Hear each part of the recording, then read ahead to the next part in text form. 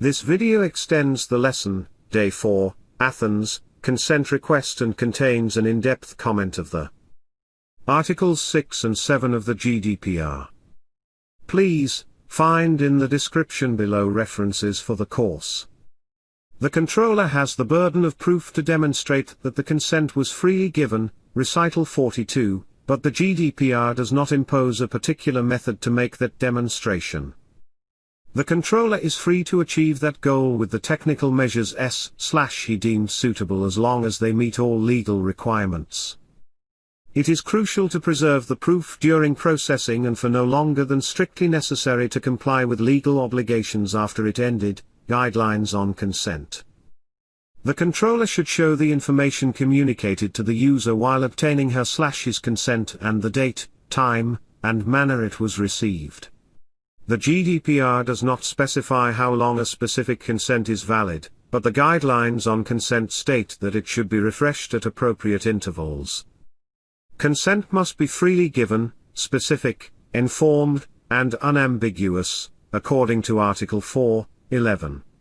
Moreover, Article 7:2 specifies that it must be clearly distinguishable from other matters if given as part of a more extensive written declaration.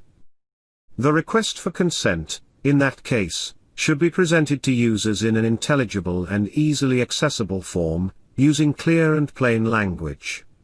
Therefore, such a request cannot be buried in a text to obtain consent by indirect means. The goal is not to get the consent at all costs but to inform the person about the object of the consent, its scope, and its implications. If the consent does not respect these conditions, it is merely not binding. A direct consequence of giving a person full control over her/his consent is the possibility to withdraw it at any moment. The underlying principle is that it should be as easy to revoke a person's consent than it was to give it in the first place. It does not mean that both actions must be performed in the same way. Guidelines on consent. The method should nevertheless be equally easy to use and accessible via the same interface, whether through an app, a website, or email.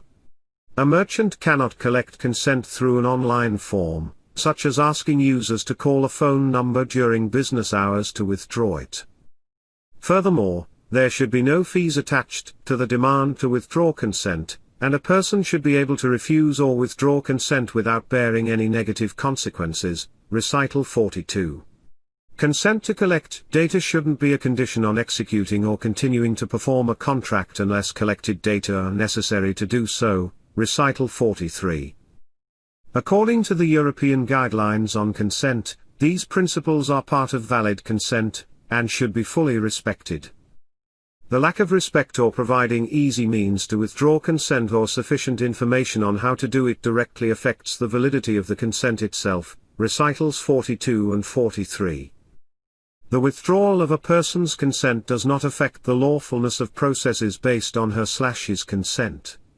They remain valid provided, of course, that they had been carried out following the conditions stipulated by the legislation. The controller should stop processing any data after a person has withdrawn her/his consent. Another consequence of withdrawal is the obligation to delete all data. Guidelines on consent, linked to that specific consent, a responsibility arising from the provision relating to the right to erasure, Article 17, 1b.